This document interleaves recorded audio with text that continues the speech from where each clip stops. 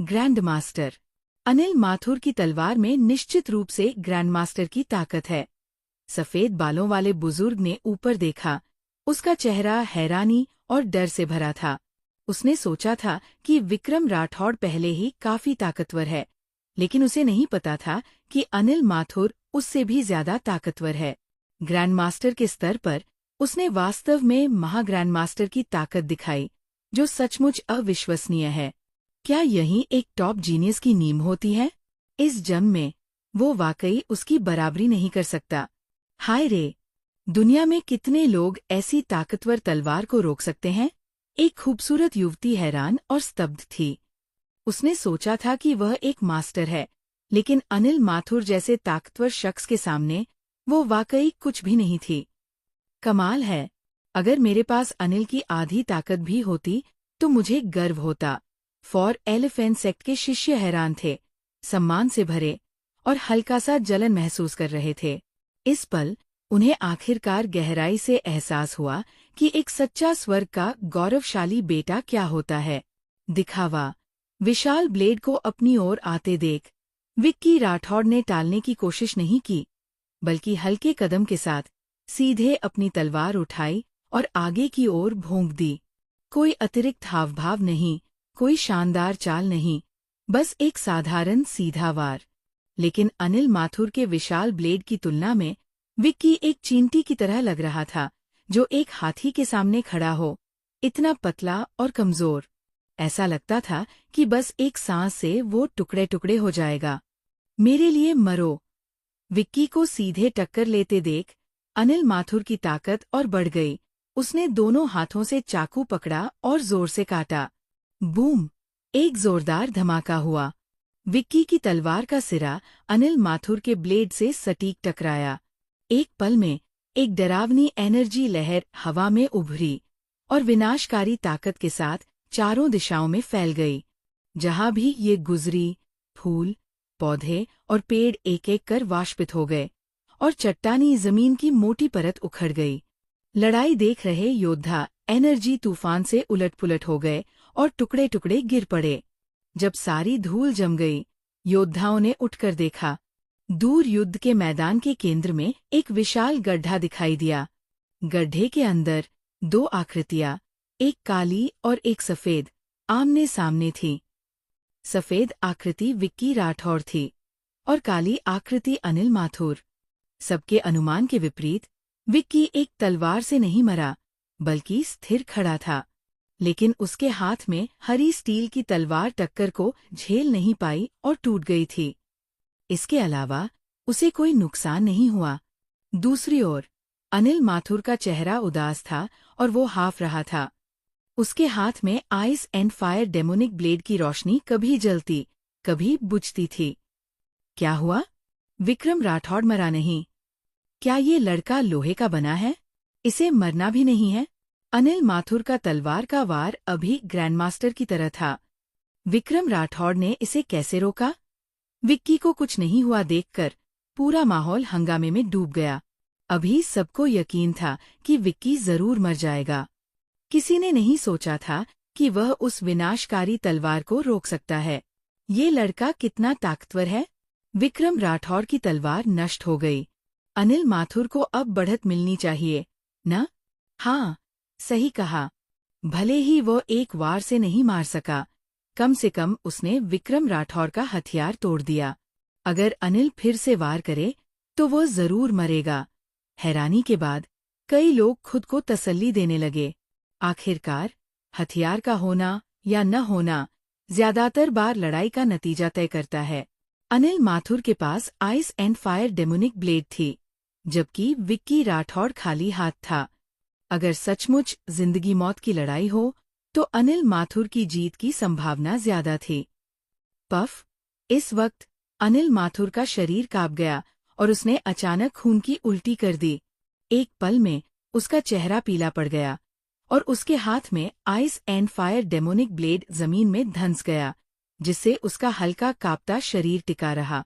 जाहिर था कि आखिरी टक्कर में अनिल माथुर को गंभीर चोट लगी थी। क्या? ये दृश्य देखकर सभी हैरान रह गए। हर किसी की आंखें फैल गईं। अविश्वास से देखते हुए। अनिल माथुर वाकई हार गया? कैसे हो सकता है? तुम्हें पता है, अनिल माथुर 4 वॉर गॉड्स का लीडर है, युद्ध के मैदान में 10,000 दुश्मनों का सामना करने वाला। उसने अभी जो ताकत दिखाई, वह मार्शल आर्ट्स मास्टर के बराबर थी। ऐसा ताकतवर शख्स हार कैसे सकता है? क्या विक्रम राठौड़ वाकई इतना ताकतवर है? यहाँ तक कि अनिल माथुर भी उसका मुकाबला नहीं कर सकता? तुमने अपनी ताकत छुपाई थी। अनिल माथुर ने दोनों हाथों से चाकू का हैंडल पकड़ा। उसकी आंखें हैरानी से भरी थीं। उसने पिछले वार में अपनी पूरी ताकत लगा दी थी। उसने सोचा था कि वह विक्रम राठौड़ को आसानी से मार देगा, लेकिन उसने न सिर्फ उसे रोका, बल्कि उल्टा उसे चोटिल कर दिया। ये अविश्वसनीय है। क्यों? ऐसा क्यों हुआ? विक्रम राठौड़ स्पष्ट रूप से 10 साल से गायब था। त्रिशक्ति पैलेस के संसाधनों के बिना तर्क कहता है कि उसकी प्रगति धीमी होनी चाहिए थी। फिर भी वह इतना ताकतवर कैसे है? क्या गलत हुआ? मैंने अपनी ताकत नहीं छुपाई, बल्कि तुम इतने कमजोर हो कि मैंने तुम्हें गंभीरता से नहीं लिया, विक्की ने उदासीन भाव से कहा। अनिल माथुर ने दांत पीसे और लगभग फिर से खून की उल्टी कर दी। तुम कपिलवस्तु के 4 महान मास्टर्स में सबसे कमजोर हो। विक्की ने फिर से निशाना साधा। ताकत के लिहाज से डोमिनेटिंग सेक्ट का यशवर्धन अनिल माथुर से कहीं ज्यादा ताकतवर है। तुम हद से ज्यादा कर रहे हो। हद से ज्यादा, अनिल माथुर गुस्से से चिल्लाया। व्हाइट वुल्फ गार्ड्स, मेरे आदेश सुनो, इसे मार डालो। मारो। आदेश मिलते ही पूरी तरह तैयार व्हाइट वुल्फ गार्ड्स ने तलवारें उठाईं और विक्की की ओर दौड़ पड़े। ये white wolf guards Anil Mathur द्वारा सावधानी से प्रशिक्षित योद्धा थे। वे न सिर्फ वफादार थे, बल्कि ताकतवर भी थे, एक के साथ 100 को रोकने में सक्षम। बेशक, अनिल माथुर को उम्मीद नहीं थी कि व्हाइट वुल्फ गार्ड्स वाकई विक्की को मार देंगे। हमला करने का आदेश देने का कारण सिर्फ समय को टालना और विक्की की एनर्जी को खत्म करना था। इस घेराबंदी में सभी ताकतों ने कदम उठाया है और कई ताकतवर लोग रास्ते में हैं। चूंकि मैं सारा श्रेय नहीं ले सकता, तो मैं सिर्फ किसी और के चाकू से अपनी नफरत निकाल सकता हूँ। पतंगे आग की ओर। व्हाइट वुल्फ गार्ड्स को आते देख विक्की ने कोई दया नहीं दिखाई और एक परछाई बनकर भीड़ में घुस गया और सबको मारने लगा। एक पल में टुकड़े उड़ने लगे और कटे हुए अंग जमीन पर बिखर गए। लाशें खून के गड्ढे में गिरने लगीं। पूर्ण ताकत के सामने अच्छी तरह प्रशिक्षित व्हाइट वुल्फ गार्ड्स के पास कोई जवाबी ताकत नहीं थी। ये सिर्फ इंसानी जिंदगियों को इस्तेमाल करके विक्की की हत्या को टालने की बात थी। कुछ मिनट बाद सैकड़ों व्हाइट वुल्फ गार्ड्स की लाशें बिखर गईं और खून एक धारा बनकर बहने लगा, जिसने पूरी जमीन को चटख लाल रंग में रंग दिया। हफ। व्हाइट वुल्फ गार्ड से छुटकारा पाकर विक्की ने एक लंबी सांस छोड़ी। फिर वह मुड़ा, अनिल माथुर को देखा, जो देख रहा था, और ठंडे लहजे में बोला, अब तुम्हारी बारी है मरने की। जब विक्की राठौड़ ने नजरें घुमाईं, अनिल माथुर की पलकें कांप गईं और उसे बिना किसी कारण दिल में घबराहट महसूस हुई। अभी कुछ देर पहले व्हाइट वुल्फ गार्ड्स की देरी का फायदा उठाकर उसने एक इलिक्सिर निगल लिया था ताकि उसकी चोटें जल्दी ठीक हों और साथ ही उसकी ताकत वापस आए। कुछ मिनटों की राहत के बाद आंतरिक चोट की वजह से होने वाली तकलीफ गायब हो गई थी और शरीर में गैंकी का ज्यादातर हिस्सा वापस आ गया था। दूसरी ओर विक्रम राठौड़ ठीक इसके उलट था। लगातार लड़ाई से उसकी काफी एनर्जी खर्च हो चुकी होगी। इस उतार चढ़ाव को देखते हुए उसे अभी भी जीत की कुछ संभावना दिख रही थी। इस विचार ने अनिल माथुर को थोड़ा आत्मविश्वास दिया। बेशक, हर हाल में मानव सागर टैक्टिक का इस्तेमाल करना सबसे अच्छा है। भले ही जीत न मिले, अकेले खतरे में कूदने से बेहतर है। सभी योद्धाओं, विक्रम राठौड़ की एनर्जी खत्म हो चुकी है। चलो, मिलकर उसे मार डालें, अनिल माथुर ने जोर से कहा। इन शब्दों के साथ सभी एक दूसरे को हैरानी और शक से देखने लगे। विक्रम राठौड़ को देखकर ऐसा नहीं लग रहा था कि वह अपनी आखिरी सांसें ले रहा है। अगर बिना सोचे समझे आगे बढ़े तो क्या ये अपनी मौत को दावत देना नहीं होगा? व्हाइट वुल्फ गार्ड्स की लाशें अभी भी जमीन पर पड़ी थीं। ये एक खूनी सबक था। कौन हिम्मत करेगा बिना सोचे समझे कदम उठाने की? योद्धाओं, आज की अपनी मिशन को मत भूलो। जैसा कि कहा जाता है, खतरे में ही दौलत मिलती है। अगर तुम इस चोर को मार डालो, तो तुम्हें अनंत समृद्धि और दौलत मिलेगी। अनिल माथुर ने प्रलोभन देना शुरू किया। ये सुनकर सभी की आंखें जल्दी ही उत्साह से चमक उठीं और हर कोई कोशिश करने को बेताब हो गया। चाहे विक्रम राठौड़ कितना भी ताकतवर हो, वो आखिरकार अकेला है और अभी कुछ लड़ाइयों में उसने काफी एनर्जी खर्च की होगी। अगर वे सब मिलकर हमला करें, तो जीत की कोई संभावना नहीं है। जो कोई भी मौत से नहीं डरता, वो आगे आकर कोशिश कर सकता है। विक्की ने अचानक एक कदम आगे बढ़ाया, जिससे सभी डर के मारे पीछे हट गए। अभी का खूनी दृश्य उन्हें डरा चुका था। विक्रम राठौड़, मैं तुमसे मुकाबला करता हूँ। ठीक जब सभी असमंजस में थे, हवा में अचानक एक जोरदार आवाज गूंजी। इसके बाद हरे कपड़ों में एक शख्स हवा के साथ पूर्व दिशा से आया। वह लंबा और सीधा था, चेहरा आकर्षक। हवा में चलते हुए वो शानदार लग रहा था, जैसे कोई देवता धरती पर उतर रहा हो, जिसे देखकर लोग सम्मान महसूस कर रहे थे। कितना ताकतवर ऑरा! ये शख्स कौन है? अगर मैंने सही देखा, तो ये डोमिनेटिंग सेक्ट का यंग मास्टर यशवर्धन लगता है। क्या? यशवर्धन? वह भी यहाँ है? हरे कपड़ों वाले शख्स का चेहरा देखकर पूरा माहौल हंगामे में डूब गया। डोमिनेटिंग सेक्ट को दुनिया का सबसे बड़ा सेक्ट माना जाता है, जहां योद्धा और मास्टर्स की भीड़ है। ये अनगिनत योद्धाओं का सपनों का पवित्र स्थान है। यंग सेक्ट मास्टर के रूप में यशवर्धन को स्वर्ग का गौरवशाली बेटा माना जाता है। उसने कम उम्र में ही प्रसिद्धि हासिल कर ली थी और उसने डोमिनेटिंग सेक्ट के लीडर की सच्ची विरासत को अपनाया था। आज के युग में यशवर्धन को नंबर 1 जीनियस की ख्याति प्राप्त है। मशहूर होने के बाद से उसे कोई प्रतिद्वंद्वी नहीं मिला। कोई भी हो, वह यशवर्धन के हाथों 3 चालों से ज्यादा नहीं टिक सका। ताकत के मामले में यशवर्धन कपिलवस्तु के 4 यंग मास्टर्स में से एक अनिल माथुर से कहीं ज्यादा ताकतवर है। आखिरकार अनिल माथुर मुख्य रूप से सैन्य रणनीति में माहिर है, जबकि यशवर्धन असल में परंपरागत ताकत का प्रतीक है। यशवर्धन, रीइंफोर्समेंट्स को आते देख। अनिल माथुर का चेहरा खुशी से चमक उठा।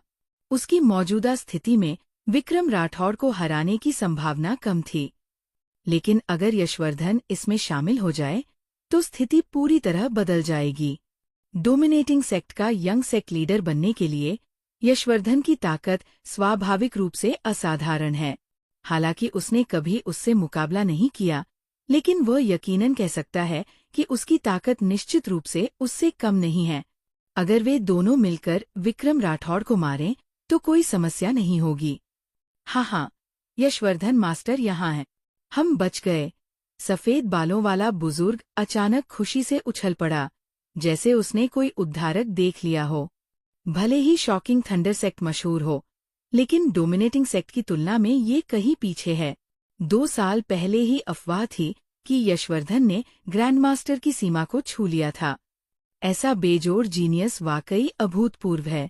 यशवर्धन मास्टर के साथ विक्रम राठौड़ के पास बचने का कोई मौका नहीं है। खूबसूरत युवती की आंखें खुशी से चमक उठीं। वह अभी सोच रही थी कि क्या उसे मौका पाकर भाग जाना चाहिए। अब चिंता की कोई जरूरत नहीं थी। यशवर्धन के यहाँ होने से वो निश्चिंत हो सकती थी। मास्टर यशवर्धन से मुलाकात। जब यशवर्धन हल्के से जमीन पर उतरा, सभी ने तुरंत हाथ जोड़कर सम्मान के साथ सलाम किया। सभी योद्धाओं, कृपया पीछे हटें। बाकी युद्ध का मैदान मुझे सौंप दें, यशवर्धन ने जोर से कहा। हाँ, सभी ने जवाब दिया और बाएं-दाएं खड़े हो गए। वे न सिर्फ खतरे से बचना चाहते थे, बल्कि शो देखने और कुछ क्रेडिट हासिल करने के लिए उत्सुक थे। साथ ही यशवर्धन की बेजोड़ शैली को देखने का मौका क्यों न ले। मिस्टर यशवर्धन, विक्रम राठौड़ कोई साधारण शख्स नहीं है। अकेले जीतना शायद मुश्किल हो। क्यों न हम दोनों मिलकर उसका मुकाबला करें? अनिल माथुर ने निमंत्रण दिया। मैं मिस्टर अनिल की मेहरबानी की कदर करता हूँ, लेकिन मुझे अकेले चलने की आदत है और मुझे दूसरों की मदद पसंद नहीं, तो मैं मिस्टर अनिल से किनारे पर थोड़ा आराम करने की गुजारिश करता हूँ। यशवर्धन ने विनम्रता से मना कर दिया। मिस्टर यशवर्धन, बात बहुत जरूरी है। हर हाल में हमें मिलकर दुश्मन का खात्मा करना चाहिए, अनिल माथुर ने फिर कहा। क्यों? क्या मिस्टर अनिल मुझे कमजोर समझते हैं? क्या आपको लगता है कि मैं विक्रम राठौर का मुकाबला नहीं कर सकता? यशवर्धन ने हल्के से भौहें उठाईं। मिस्टर यशवर्धन की ताकत पर कोई शक नहीं है, लेकिन अब जीत के लिए होड़ करने का वक्त नहीं है। सब कुछ पहले आना चाहिए। अगर कुछ गलत हुआ तो शायद मिस्टर यशवर्धन जिम्मेदारी नहीं ले पाए, अनिल माथुर ने चेतावनी दी। मैं एक ज का शख्स हूँ, तो स्वाभाविक रूप से के तरीके से समस्या सुलझाऊंगा। जिम्मेदारी लेने की चिंता मिस्टर अनिल को करने की जरूरत नहीं, यशवर्धन ने शांति से कहा। तुम? अनिल माथुर ने दांत पीसे, थोड़ा गुस्सा महसूस कर रहा था। ये शख्स वाकई नासंब और घमंडी है। हम निश्चित रूप से जीत सकते हैं, लेकिन यहाँ अपनी हिम्मत दिखाने की जरूरत है। सचमुच, एक मार्शल आर्टिस्ट हमेशा मार्शल आर्टिस्ट ही रहता है, मंच पर नहीं आ सकता। चूंकि मिस्टर यशवर्धन इतने कॉन्फिडेंट है, मैं इंतजार करके देखता हूँ। अनिल माथुर ने मनाने की कोशिश छोड़ दी और कुछ कदम पीछे हट गया, किनारे से देखने की तैयारी में। चूंकि यशवर्धन मिलकर काम करने को तैयार नहीं है, तो उसे विक्रम राठौड़ को जितना हो सके खर्च करने दें। सबसे अच्छा होगा कि दोनों इतना लड़े कि दोनों हार जाए, और फिर वह इसका फायदा उठा सकता है। विक्रम राठौड़, हम फिर मिले। यशवर्धन ने आगे कदम बढ़ाया, विक्की को दूर से देखा और जोर से कहा, पिछली बार हमारी लड़ाई आधी रह गई थी और जल्दबाजी में खत्म हो गई। हमने वाकई मजा नहीं लिया। आज हमें आखिरकार फिर से लड़ने का मौका मिला है। मिस्टर यशवर्धन, मुझे नहीं पता था कि डोमिनेटिंग सेक्ट भी इस हंगामे में शामिल होगा। तुम स्पष्ट रूप से के शख्स हो, फिर मंदिर की साजिश में क्यों हिस्सा ले रहे हो? विक्की ने पूछा। हालांकि जौ और मंदिर दो अलग दुनिया लगते हैं, लेकिन वे एक दूसरे से गहराई से जुड़े हैं। हमारा डोमिनेटिंग सेक्ट कुछ लोगों की मदद के बिना विकसित और बड़ा नहीं हो सकता था, इसलिए आज मेरे पास कोई चारा नहीं है। यशवर्धन ने सिर हिलाया। लगता है मिस्टर यशवर्धन ने फैसला कर लिया है। ऐसे में आज हम विजेता तय करेंगे, विक्की ने शांति से कहा। तुमने अभी लड़ाई की और काफी एनर्जी खर्च की। पहले थोड़ा आराम क्यों नहीं कर लेते? मैं तुम्हारा इंतजार कर सकता हूँ, यशवर्धन ने कहा। अपने गुरु के आदेशों का पालन न करने की शर्त पर वह विक्रम राठौर के साथ खुले और निष्पक्ष तरीके से विजेता तय करना चाहता था, न कि दूसरों के खतरे का फायदा उठाना।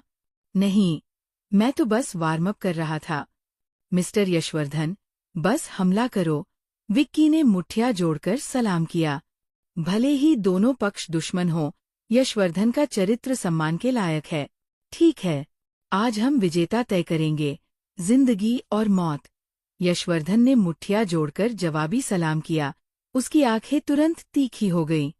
पहले उसने 4 सिंबल्स ऑफ द गॉड्स में सिर्फ 3 चालें इस्तेमाल की थी। आज वो आखिरकार पूरी ताकत के साथ इसका इस्तेमाल कर सकता है और एक दूसरे से मुकाबला कर सकता है। बताओ, यशवर्धन और विक्रम राठौड़ में कौन ज्यादा ताकतवर है? अगर दोनों अपनी पूरी ताकत पर हों, तो वे बराबर होने चाहिए। सब कुछ उस वक्त के प्रदर्शन पर निर्भर करता है। बकवास। बेशक यंग सेक लीडर यशवर्धन शानदार है। विक्रम राठौर का आजमाना गया। अब यशवर्धन सचमुच दुनिया का नंबर 1 जीनियस है। मुझे भी लगता है कि यशवर्धन मास्टर के जीतने की अच्छी संभावना है। आखिरकार विक्रम राठौड़ ने अभी एक लड़ाई लड़ी है, जिससे उसकी काफी एनर्जी खर्च हुई होगी। मैदान पर विक्की राठौड़ और यशवर्धन के आमने सामने होने को देखकर योद्धा फुसफुसाते हुए अटकलें लगा रहे थे। दोनों टॉप जीनियस हैं और दोनों ऐसी हस्तियां हैं जिन तक पहुंचना मुश्किल है। अब खुलेआम टक्कर देखकर लोग उत्साहित थे। बेशक ज्यादातर लोग यशवर्धन पर ज्यादा भरोसा कर रहे थे। हाल के वर्षों में यशवर्धन ने दुनिया भर में ख्याति प्राप्त की है। वो अजेय है और पहले ही अपराजेय बन चुका है। हालांकि विक्रम राठौड़ ताकतवर है, लेकिन वो आखिरकार पुराना गौरव है। मौजूदा यशवर्धन की तुलना में वो थोड़ा पीछे है। लड़ो, बस लड़ो। तुम दोनों जल्दी से लड़ाई शुरू करो।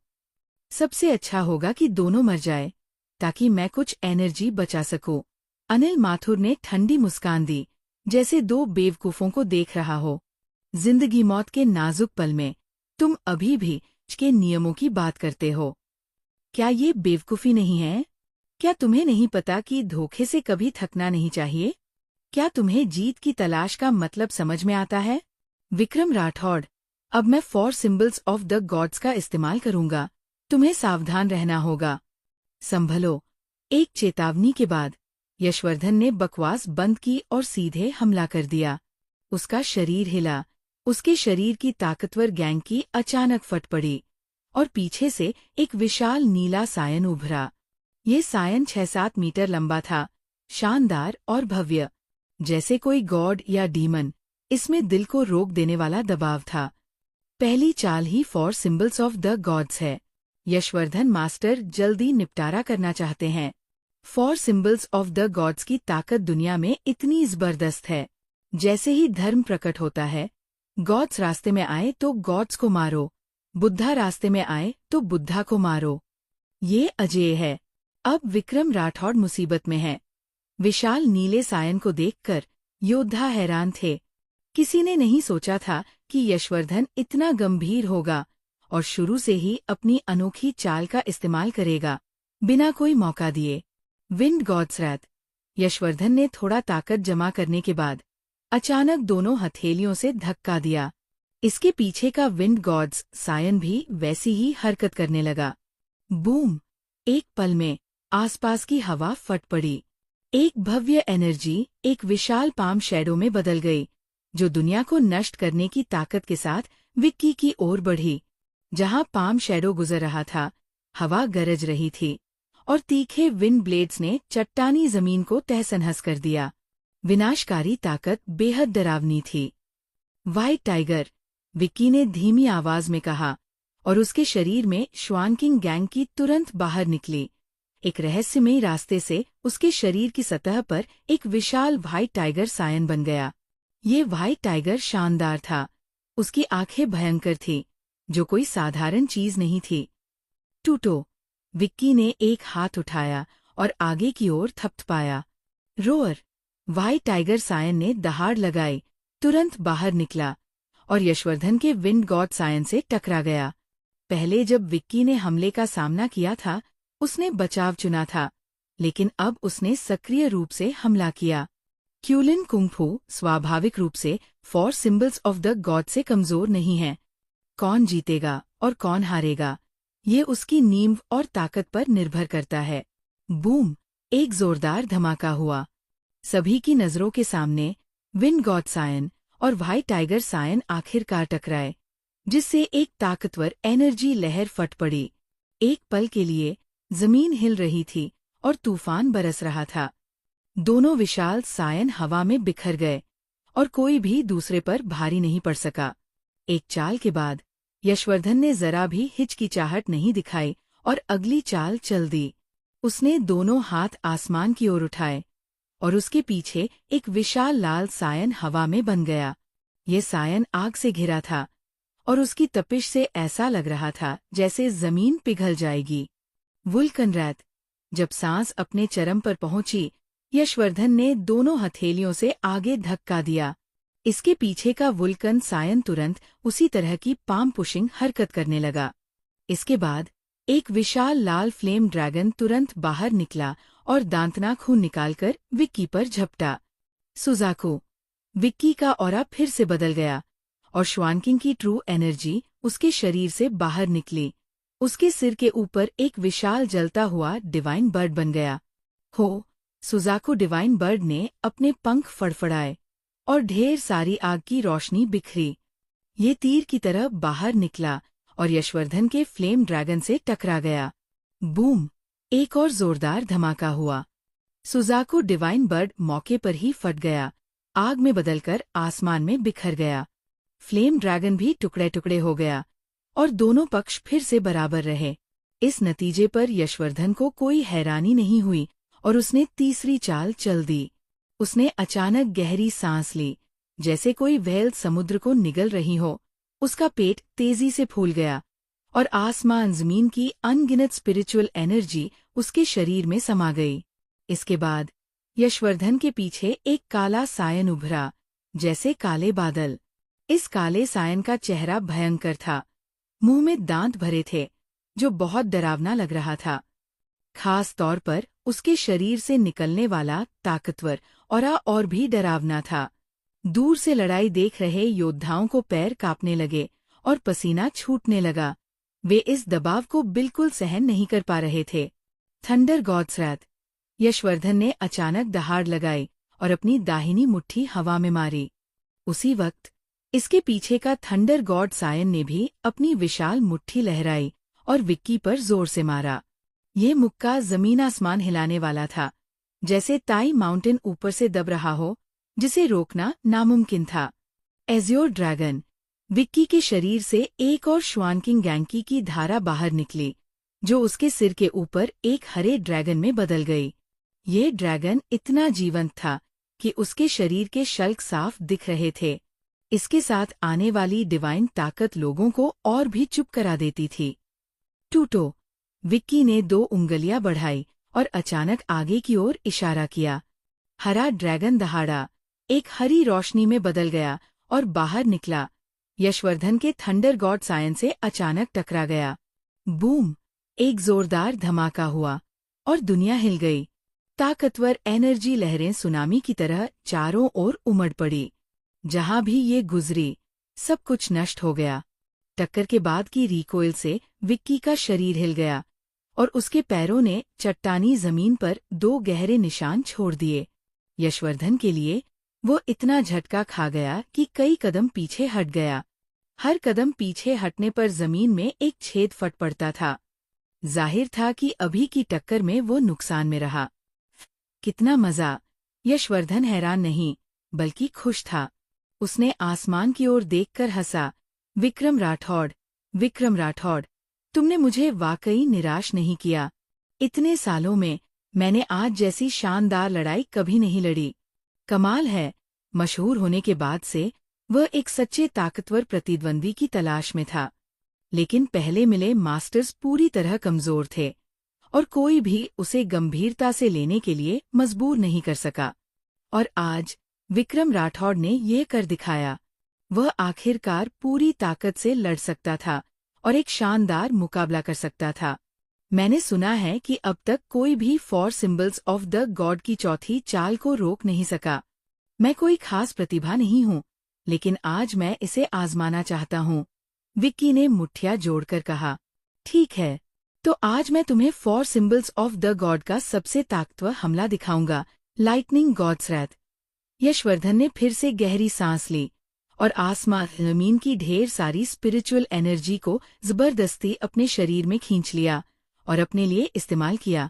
उसी वक्त यशवर्धन का ऑरा फिर से बढ़ गया और ज्यादा डरावना और भयानक हो गया। उसकी पहले से काली पुतलियां अचानक सफेद हो गईं, उसके बाल खड़े हो गए और उसके कपड़े सरसराने लगे। आसपास बिजलियां चमक रही थी और हवा गरज रही थी। अगले ही पल यशवर्धन के पैर जमीन से ऊपर उठ गए और उसका पूरा शरीर हवा में तैरने लगा, जैसे कोई गॉड्स और डीमंस दुनिया में जन्म ले रहे हों, शानदार और दबंग, पूरी दुनिया को नीचे देखते हुए।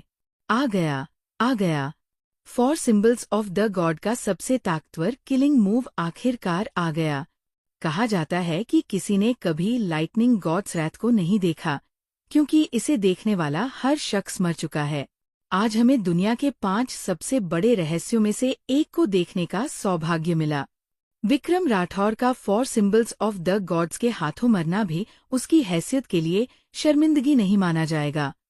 यशवर्धन को आकाश में शानदार और दबंग तरीके से तैरते देख सभी लोग सम्मान से भर गए, जैसे किसी गॉड की ओर देख रहे हों। 4 symbols of the gods dominating sect के लीडर की मशहूर अनोखी टेक्निक है और इसे दुनिया की 5 अनोखी टेक्निक्स में से एक माना जाता है। उन्होंने इसके बारे में सिर्फ सुना था, कभी देखा नहीं। अभी की पहली 3 चालें जमीन आसमान हिलाने वाली थी, और अब सबसे ताकतवर चाल पर पहुंचकर कोई नहीं जानता कि ये कितनी डरावनी होगी। Lightning god's wrath. हवा में तैरते यशवर्धन ने अचानक गुस्से से दहाड़ लगाई। उसके शरीर से एक इलेक्ट्रिक गॉड्स का धर्म सायन फट पड़ा और तेजी से फैल गया। पलक झपकते ही यह 10 फीट से ज्यादा ऊंचा एक विशाल सायन बन गया। इसके पैरों के नीचे विक्की राठौड़ चींटी की तरह छोटा लग रहा था। ऐसा लगता था कि बस एक पैर उठाने से वो आसानी से कुचल सकता है। मेरे लिए टूटो। यशवर्धन ने धीरे धीरे अपना हाथ उठाया, एक फेंकने का इशारा किया और फिर अचानक नीचे दबाया। इसके सिर के ऊपर का विशाल धर्म सायन ने भी वही हरकत की, लेकिन फेंकते वक्त इलेक्ट्रिक गॉड्स के हाथ में नीली बिजली की रोशनी वाला एक विशाल भाला था। बूम! लाइटनिंग भाला अचानक मिसाइल की तरह विक्की की ओर मारा। एक पल में आसमान और जमीन का रंग बदल गया और अंतरिक्ष विकृत हो गया। एक बेहद डरावनी दबाव तुरंत पूरे मैदान को ढक गया। ये स्वर्ग से मिली सजा की तरह था, जो लोगों को हैरान, डरा हुआ और निराश कर रहा था। भाले के पास आने से पहले ही उसकी ताकतवर ताकत ने जमीन को ध्वस्त कर दिया। चट्टानें टूट गईं और 100 मीटर के दायरे में फूल, पौधे और पेड़ धूल में बदल गए। दूर से लड़ाई देख रहे योद्धा इतने डर गए कि उनके चेहरों पर खौफ के साथ पीछे हट गए। क्यूलिन। लाइटनिंग भाले के भेदते ही विक्की के शरीर पर क्यूलिन टैटू अचानक चमक उठा। एक काली रोशनी उसके शरीर से फट पड़ी और उसके पीछे एक विशाल क्यूलिन सायन बन गया। यह एक काला क्यूलिन था, जिसमें ड्रैगन का सिर, हिरन के सींग, शेर की आंखें, बाघ की पीठ, भालू की कमर, सांप के शल्क, घोड़े के खुर और सुअर की पूंछ थी। हालांकि ये एक धर्म सायन था, ये एक ठोस चीज की तरह लग रहा था। ये शानदार, दबंग, अलग और सम्मानजनक दिखता था। इसके शरीर से निकलने वाली डिवाइन ताकत सभी जानवरों को झुका देती थी। रोअर। लाइटनिंग भाले को अपनी ओर आते देख काले क्यूलिन ने सिर उठाया और दहाड़ लगाई, फिर अपने चारों अंगों को जोर से मारा और एक काली रोशनी में बदलकर सामने टकरा गया। बूम! एक जोरदार धमाका हुआ। काले क्यूलिन के टकराव में हैरान करने वाला ताकतवर लाइटनिंग भाला तुरंत कांच की तरह टूट गया। इसके बाद काले क्यूलिन में अभी भी इतनी ताकत बची थी कि वो इलेक्ट्रिक गॉड्स धर्म सायन से टकरा गया। बूम! एक और जोरदार धमाका हुआ। काले क्यूलिन ने पहाड़ जैसे इलेक्ट्रिक गॉड्स धर्म सायन की छाती में एक बड़ा छेद कर दिया। Click, click, click. Electric god's धर्म सायन की सतह पर दरारें दिखने लगीं और ये तेजी से टूट गया, एनर्जी के टुकड़ों में बदलकर नीचे गिरने लगा। कुछ सांसों में इलेक्ट्रिक गॉड्स का सायन पूरी तरह गायब हो गया। रोअर। इलेक्ट्रिक गॉड्स धर्म को हराने के बाद काले क्यूलिन ने फिर से आसमान की ओर देखकर दहाड़ लगाई, जैसे अपनी ताकत दिखा रहा हो। अगले ही पल काला क्यूलिन एक काली रोशनी में बदल गया और तेजी से विक्की के शरीर में समा गया। उसके शरीर की सतह पर क्यूलिन टैटू हल्के से चमका, फिर जल्दी शांत हो गया। पफ! जिस पल इलेक्ट्रिक गॉड्स धर्म टूटा, यशवर्धन ने जैसे भारी चोट खाई हो, खून की उल्टी कर दी। उसका चेहरा कागज की तरह पीला पड़ गया और उसका पूरा शरीर कांप रहा था, जैसे उसकी सारी एनर्जी निचोड़ ली गई हो। ऐसा कैसे हो सकता है? मैं हार गया। यशवर्धन ने अपने हाथों को देखा और अविश्वास में डूब गया। इतने सालों में वो हमेशा सबसे आगे रहा, चाहे कोई भी जीनियस हो, सब उसके सामने फीके पड़ गए। उसने एक बार सोचा था कि वो अजेय होगा और दुनिया में कोई भी उसका मुकाबला नहीं कर सकता, लेकिन आज वो हार गया और बुरी तरह हार गया। 4 सिंबल्स ऑफ द गॉड्स को पूरी तरह इस्तेमाल किया, बिना किसी हिचकिचाहट के। विक्रम राठौड़ ने हर चाल का सीधा मुकाबला किया, न बचाव किया, न टाला। दोनों पक्षों का हर हमला पूर्ण ताकत का मुकाबला था, बिना किसी चालाकी या मौके की तलाश के। हालांकि यकीन करना मुश्किल है, उसे मानना पड़ा कि वो हार गया। अपनी ताकतवर ताकत से विक्रम राठौड़ ने खुले तौर पर 4 सिंबल्स ऑफ द गॉड्स को हराया और उसकी अजेय मिथक को तोड़ दिया। इस लड़ाई में वह पूरी तरह हार मान चुका था। विक्रम राठौड़ जीत गया? इस लड़के ने यशवर्धन मास्टर को हरा दिया? ये कैसे मुमकिन है? कोई भी कभी 4 सिंबल्स ऑफ द गॉड्स को नहीं रोक सका। विक्रम राठौड़ ने एक चमत्कार रच दिया। क्या ये वही क्यूलिन बेटा है? वाकई डरावना है। विक्की को सामने गर्व से खड़े देख सभी हैरान थे। हर कोई स्तब्ध था। उनके चेहरों पर खौफ भरा था। यहाँ तक कि यशवर्धन भी हार गया। उनमें से कौन विक्रम राठौड़ को रोक सकता था? कमाल है। दुनिया में इतने कम सेक लीडर्स क्यों हैं? ये तो शर्मिंदगी की बात है। अनिल माथुर का चेहरा उदास था और उसका भाव खासा नाराज था। उसे उम्मीद थी कि यशवर्धन और विक्रम राठौड़ मरने तक लड़ेंगे और दोनों को नुकसान होगा। अब ऐसा लग रहा था कि ये संभव नहीं है। यशवर्धन पहले ही चोटिल हो चुका था, लेकिन विक्की को कुछ नहीं हुआ था, जो अप्रत्याशित था। उसे सचमुच नहीं पता कि इस लड़के में कितनी ताकत छुपी है। 4 सिंबल्स ऑफ द गॉड्स वाकई अपनी ख्याति के लायक है। अगर तुम ग्रैंडमास्टर रियल में ब्रेक थ्रू कर लेते तो मैं शायद इस चाल को रोक नहीं पाता, विक्की ने शांति से कहा। हार हार है और कुछ कहने की जरूरत नहीं। यशवर्धन ने उदास होकर सिर हिलाया। मैं तुमसे कुछ साल बड़ा हूँ, लेकिन अब मैं तुम्हारा मुकाबला नहीं कर सकता। इससे हमारे बीच का फासला साबित हो गया। विक्रम राठौड़ 10 साल तक छुपा रहा, बिना त्रिशक्ति पैलेस के संसाधनों के। उसने सिर्फ अपनी कल्टीवेशन पर भरोसा करके ग्रैंडमास्टर का स्तर हासिल किया। इस डरावने टैलेंट के साथ, चाहे वह कितना भी घमंडी हो, उसे अपने सामने शर्मिंदगी महसूस हो रही थी। विक्रम राठौड़, मैं मानता हूं कि तुम बहुत ताकतवर हो और आज मैं हार मान चुका हूं, लेकिन मैं अभी हार नहीं मानूंगा।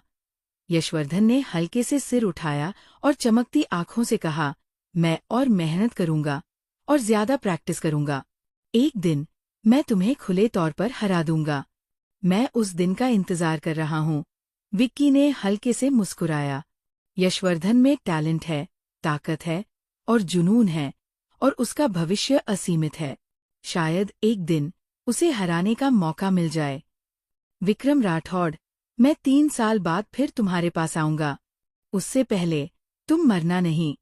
फिर मिलेंगे। यशवर्धन ने मुट्ठियां जोड़ी, फिर कुछ कदम चला और हवा में उछल गया। पत्तियों पर कदम रखकर वो तैरता हुआ चला गया। वाकई जल्दी आया और जल्दी चला गया। यशवर्धन कितना बेवकूफ है। तुम चले गए तो मेरा क्या होगा? तेजी से पीछे हटती आकृति को देखकर अनिल माथुर धीरे से गाली देने से खुद को रोक नहीं सका। दोनों के पास मिलकर जीतने की थोड़ी सी संभावना थी। अब यशवर्धन के चले जाने और उसे अकेले विक्रम राठौड़ का सामना करने के लिए छोड़ देने से क्या यह मौत की राह नहीं है? जब अनिल माथुर असमंजस में था, उसके पैरों तले जमीन अचानक कांपने लगी। इसके साथ ही हल्की धमधम की आवाज सुनाई दी। ये क्या हो रहा है? क्या भूकंप आ गया? सभी एक दूसरे को हैरानी और कंफ्यूजन में देखने लगे। अनिल माथुर ने घूमकर देखा और पीछे की पहाड़ियों और जंगलों में हजारों सैनिकों और घोड़ों की सेना को देखा। चारों ओर नजर दौड़ाने पर इतनी घनी भीड़ थी कि पहाड़ों और मैदानों का अंत दिखाई नहीं दे रहा था। ये विशाल सेना एक बल नहीं थी, बल्कि 8 एलीट टीमें थीं, जो एक साथ इकट्ठा होकर चारों दिशाओं से उन्हें घेर रही थी। जमीन का कांपना इन 8 टीमों के दौड़ने की आवाज से आ रहा था। देखो, ये क्या है? इतना बड़ा युद्ध! पूरी पहाड़ी डूब गई है। उनके झंडों को देखो, ये हमारी रीइंफोर्समेंट्स लगती है। क्या? रीइंफोर्समेंट्स आ गईं? शानदार! सभी ने गौर से देखा और खुशी से उछल पड़े। विक्रम राठौड़ इतना ताकतवर है कि वे उसका मुकाबला नहीं कर सकते, और ज्यादा नई सेना को शामिल करना जरूरी है। या तो मानव सागर टैक्टिक का इस्तेमाल करें और मिलकर घेराबंदी करें, या टॉप एक्सपर्ट्स को भेजकर उसे दबाएं। अब जो विशाल सेना आई है, उसमें 1 लाख लोग हैं, और एक व्यक्ति की पेशाब भी विक्रम राठौड़ को डुबो सकती है। हाँ, ये प्रिंसेस फ्रॉम ऑल डायरेक्शंस है। प्रिंसेस फ्रॉम ऑल डायरेक्शंस की सेना आ गई। स्थिति साफ देखकर अनिल माथुर जोर से हंस पड़ा। कपिलवस्तु शहर में 3 सेनाएं हैं। एक सिटी गार्ड जो पब्लिक ऑर्डर बनाए रखती है, दूसरी इंपीरियल गार्ड जो फॉरबिडन सिटी में रॉयल फैमिली की सुरक्षा करती है। इसके अलावा एक खास सेना है जिसे 8 कमांडर्स मिलकर कंट्रोल करते हैं, जो खास तौर पर कपिलवस्तु शहर की सुरक्षा और बगावत को रोकने के लिए है। हालांकि 8 कमांडर्स सिर्फ सेकंड रैंक के हैं, उनकी वास्तविक ताकत किसी प्रिंस के बराबर है, इसलिए उन्हें सम्मान से प्रिंसेस फ्रॉम ऑल डायरेक्शंस कहा जाता है। कई हाई रैंकिंग ऑफिशियल्स उन्हें देखकर विनम्रता से पेश आते हैं और कोई गलती करने की हिम्मत नहीं करते।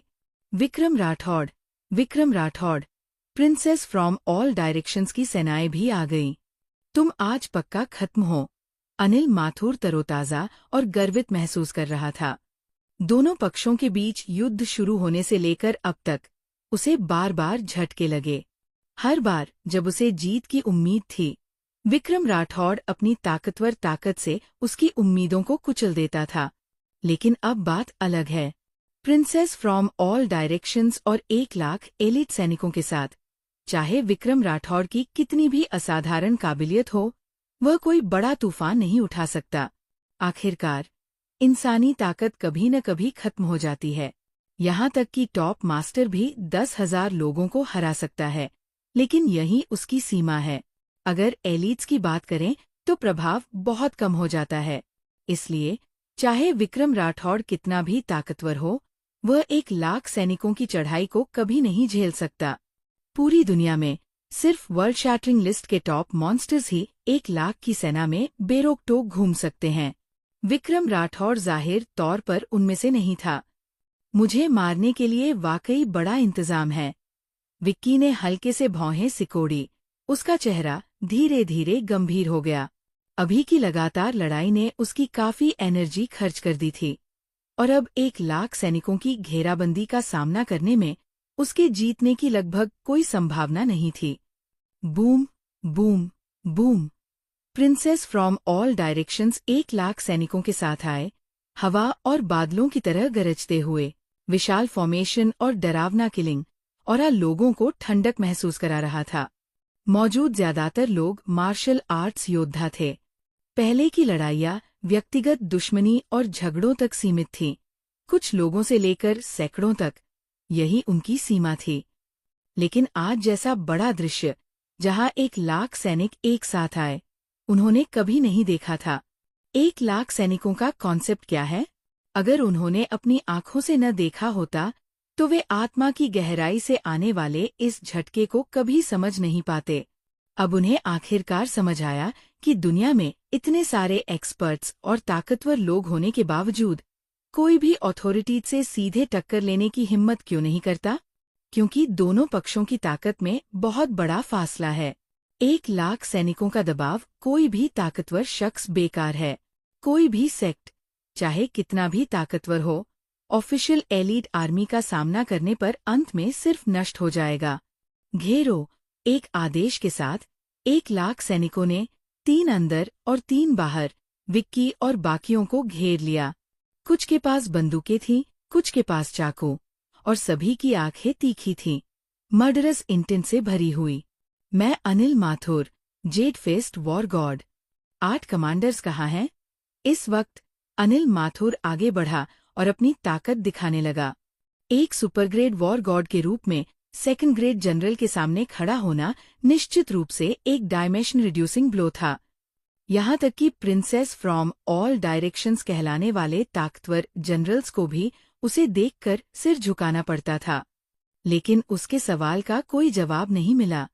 सभी सैनिक तैयार खड़े थे, जैसे उन्होंने कुछ सुना ही न हो। ये क्या हो रहा है? तुम्हारे जनरल्स कहाँ हैं? अनिल माथुर थोड़ा नाराज था। हालांकि वो 3 लाख व्हाइट वुल्फ गार्ड्स को कपिलवस्तु नहीं ला सकता था, फिर भी वॉर गॉड की पहचान तो थी। कौन सा जनरल उसे देखकर सम्मान नहीं देगा?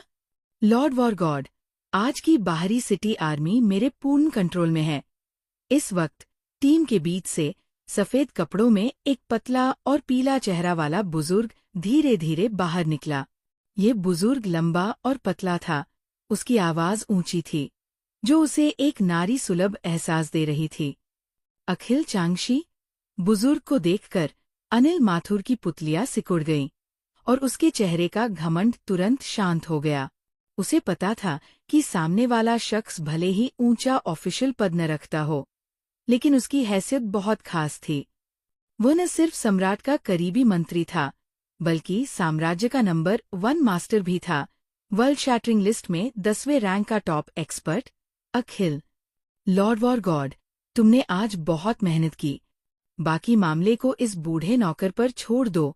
अखिल ने हल्के से सिर झुकाया। उसका रवैया न तो विनम्र था, न ही घमंडी।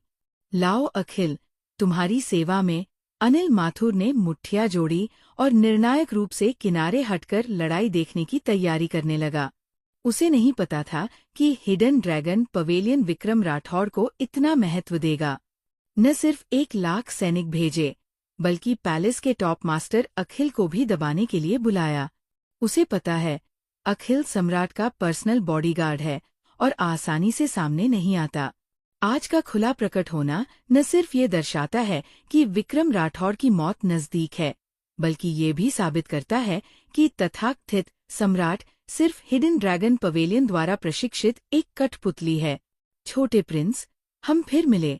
अखिल ने अपनी नजरें घुमाईं और विक्की को मुस्कुराते हुए देखा। हाँ, हम फिर मिले।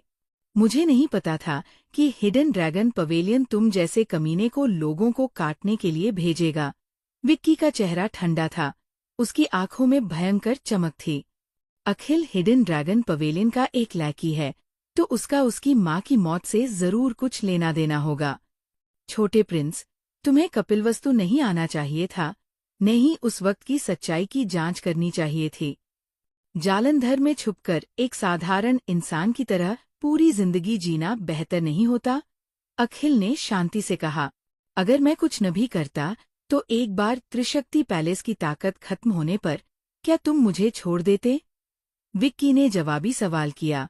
छोटे प्रिंस, तुम समझदार हो, लेकिन बहुत समझदार लोग अक्सर ज्यादा दिन नहीं जीते। अखिल ने हल्के से मुस्कुराया। तो तुम आज मुझे मारने आए हो? विक्की ने ठंडे लहजे में पूछा। हाँ, अखिल ने शांति से सिर हिलाया। तुम्हें बहुत ज्यादा पोटेंशियल है।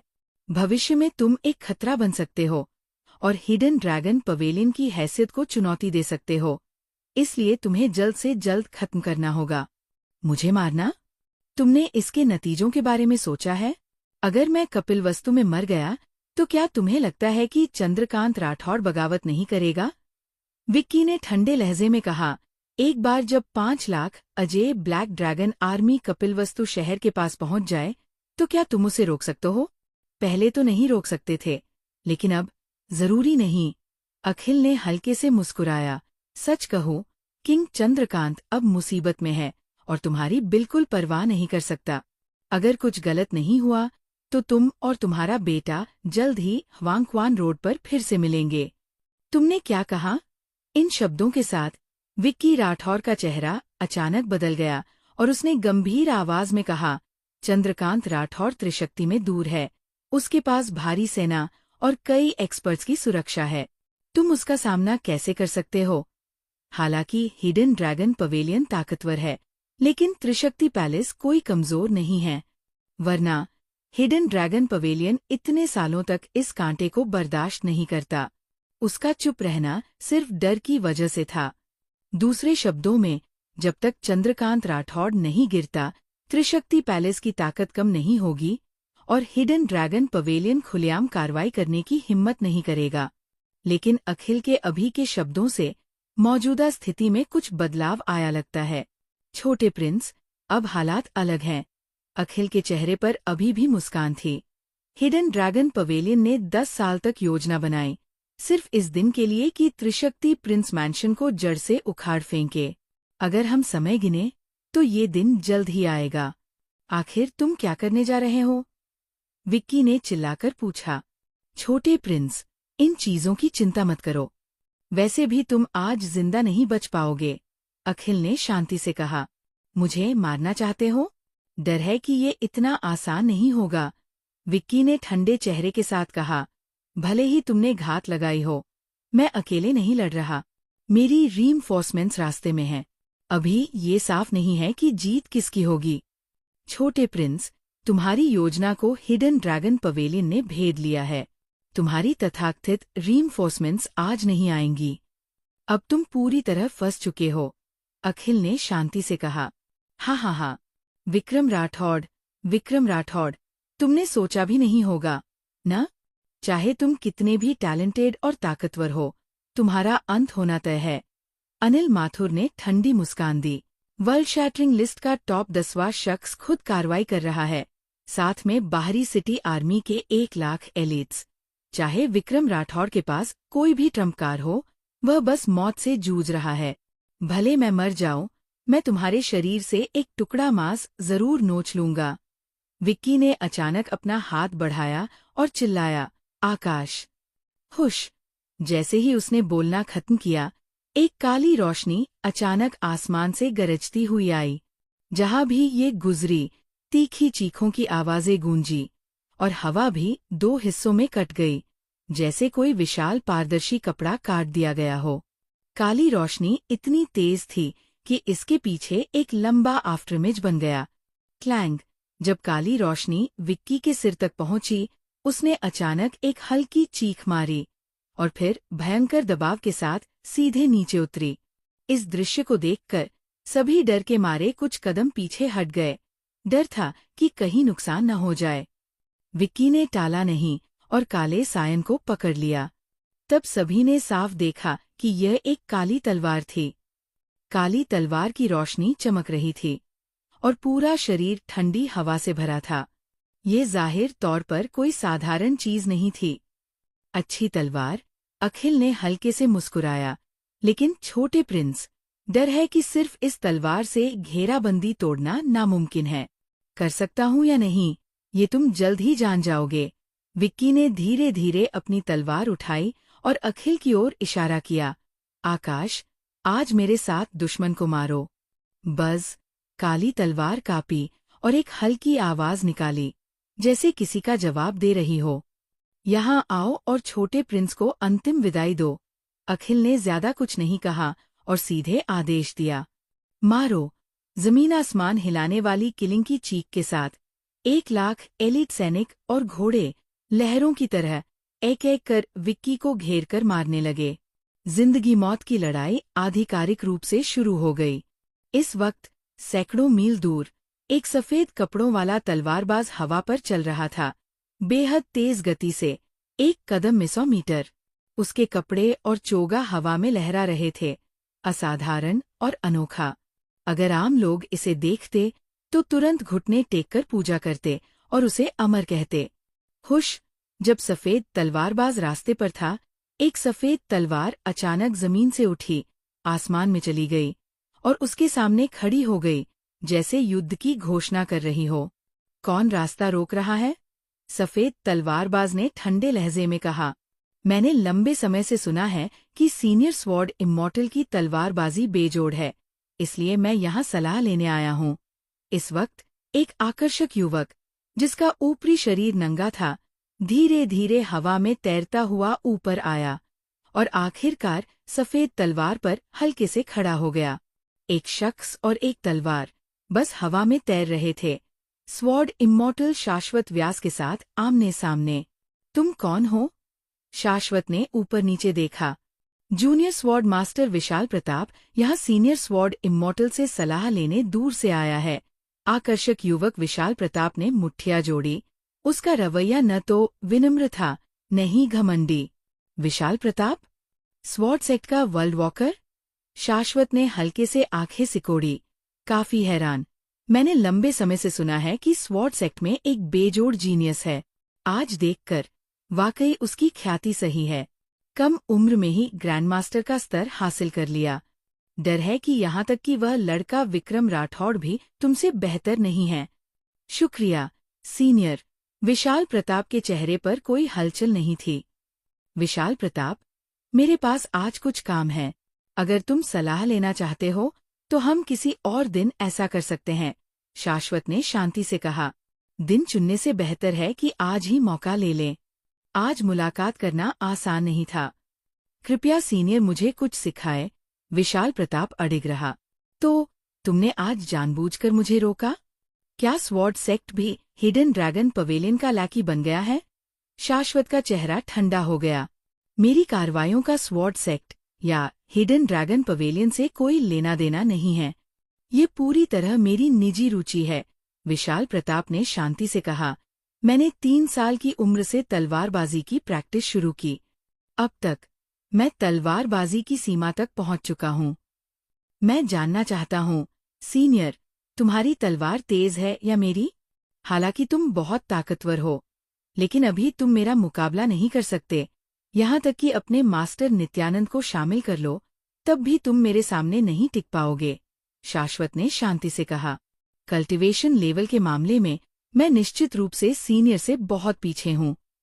आज मैं सिर्फ तलवारबाजी की सलाह मांग रहा हूँ। मैंने सुना है कि वर्ल्ड शैटरिंग रैंकिंग के नीचे कोई भी सीनियर की तलवार को नहीं रोक सकता। मैं इसे आजमाना चाहता हूँ और सीनियर से तलवार चलाने की गुजारिश करता हूँ। विशाल प्रताप ने फिर से मुट्ठियां जोड़ी।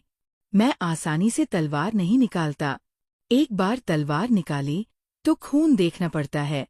क्या तुम इसके नतीजों को झेल सकते हो? शाश्वत ने पूछा।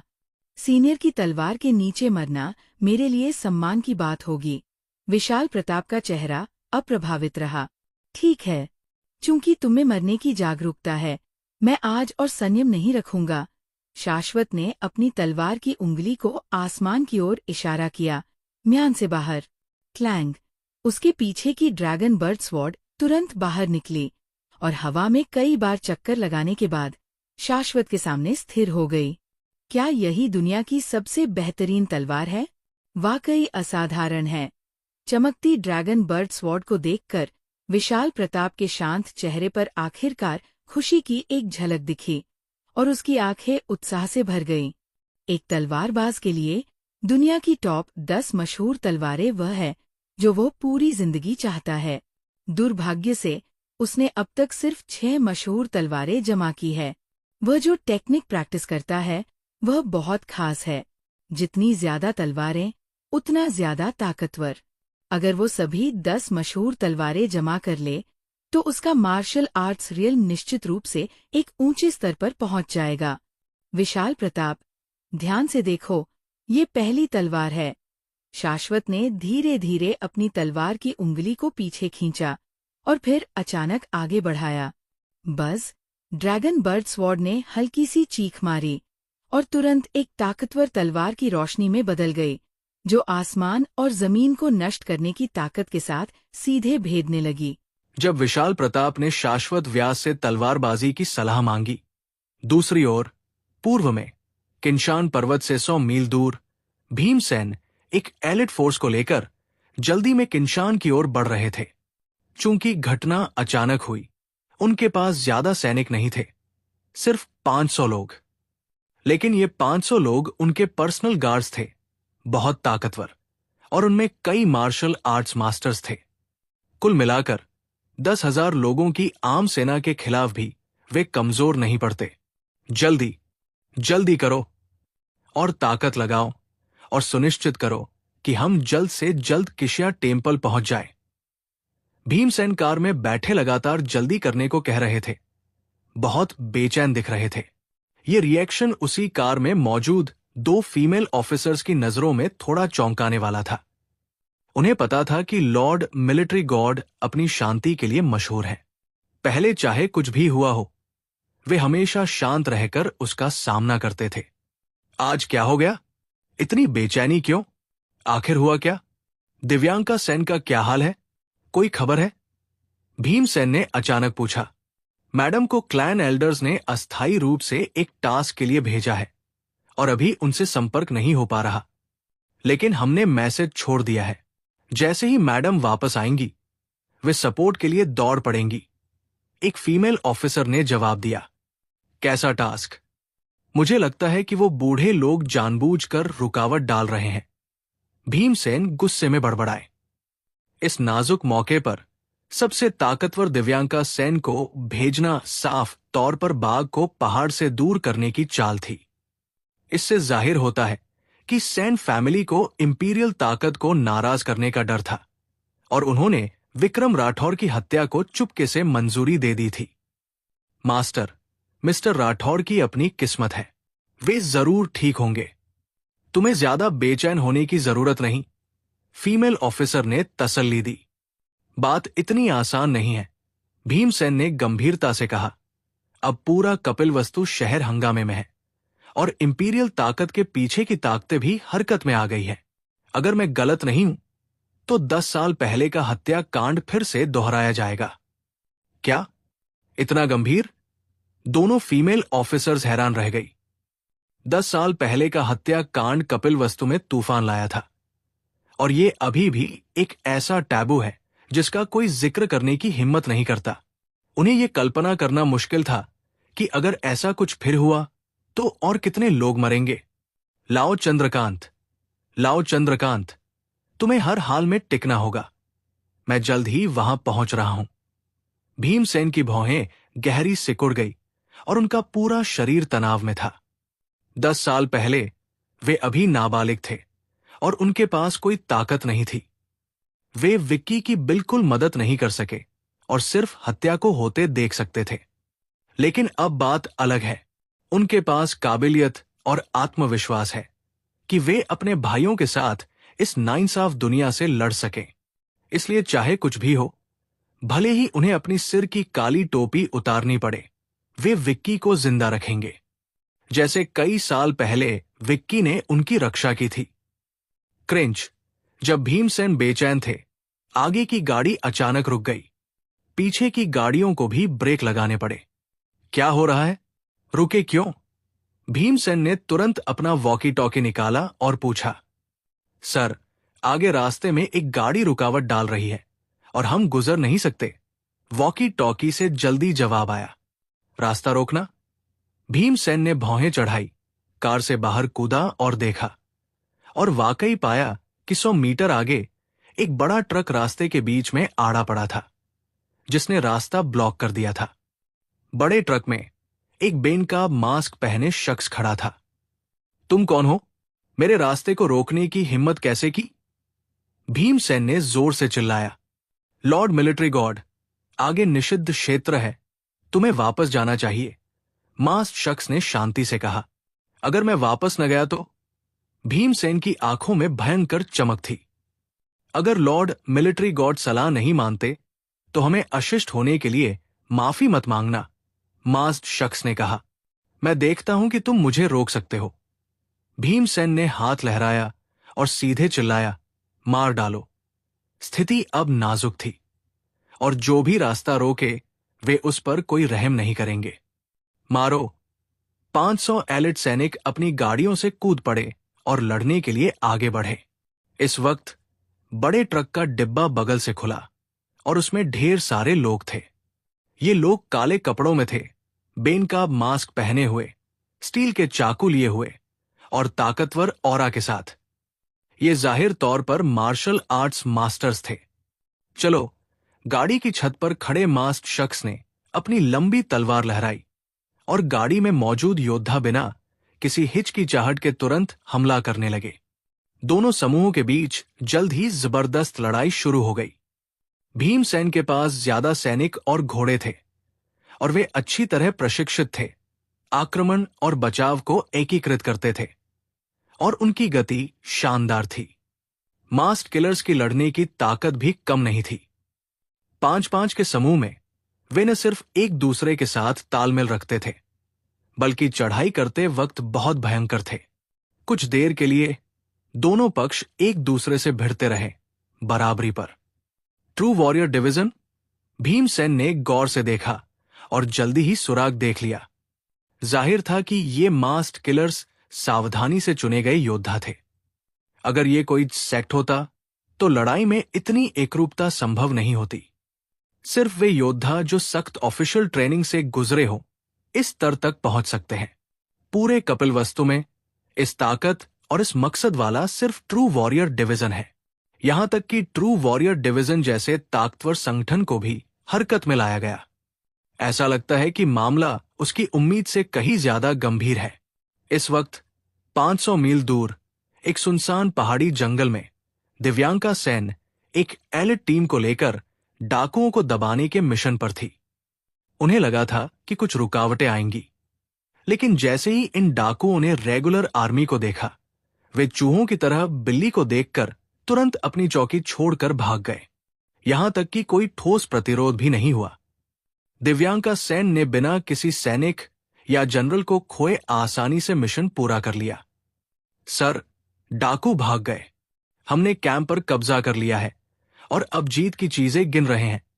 फीमेल जनरल भावना गिरी ने आगे बढ़कर रिपोर्ट दी। दिव्यांका सेन गांव की लकड़ी की दीवार पर खड़ी थी। उनकी भौहें सिकुड़ी थी और उनके चेहरे पर खुशी का कोई निशान नहीं था। सर, आपको क्या हुआ? भावना गिरी थोड़ा हैरान थी। कुछ ठीक नहीं है, दिव्यांका सेन ने सोचते हुए कहा। सब कुछ इतना आसानी से हो गया। ये डाकुओं को दबाने जैसा बिल्कुल नहीं लगता। सर, शायद ये डाकू आपकी ख्याति जानते हैं, इसलिए वे इतने डर गए कि उन्होंने कोई प्रतिरोध नहीं किया, भावना गिरी ने समझाया। आने से पहले हमने सारे कम्युनिकेशन उपकरण ब्लॉक कर दिए थे और हमारी पहचान अभी तक जाहिर नहीं हुई है। ये डाकू कैसे जान सकते हैं? दिव्यांका सेन ने पूछा। ये वाकई थोड़ा अजीब है, भावना गिरी ने सिर हिलाया। बिना लड़े भाग जाना पहले के खूंखार डाकुओं की तुलना में वाकई बहुत कमजोर था। इसके अलावा अगर इतने डरपोक हैं, तो चाकू की धार से खून चाटने जैसा काम कैसे कर सकते हैं? कम्युनिकेशन डिवाइस ऑन करो और क्लैन एल्डर से पूछो कि क्या हो रहा है, दिव्यांका सेन ने आदेश दिया। हां, भावना गिरी ने जवाब दिया और तुरंत कार्रवाई शुरू की। लेकिन जैसे ही कम्युनिकेशन डिवाइस ऑन हुआ, एक तत्काल मैसेज आया। विक्रम राठौड़ खतरे में है, जल्दी किशिया टेम्पल पहुंचो। मैसेज देखते ही दिव्यांका सेन का चेहरा तुरंत बदल गया और उन्होंने जल्दी आदेश दिया।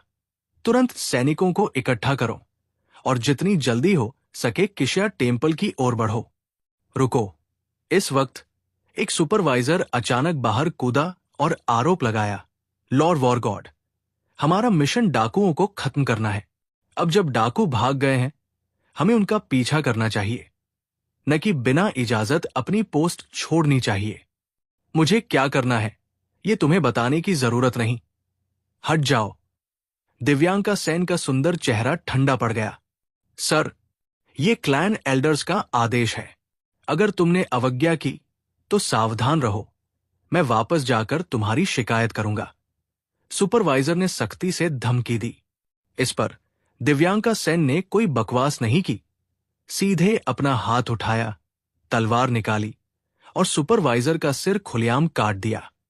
फिर उन्होंने अपनी टीम को लेकर तेजी से रवाना हो गई।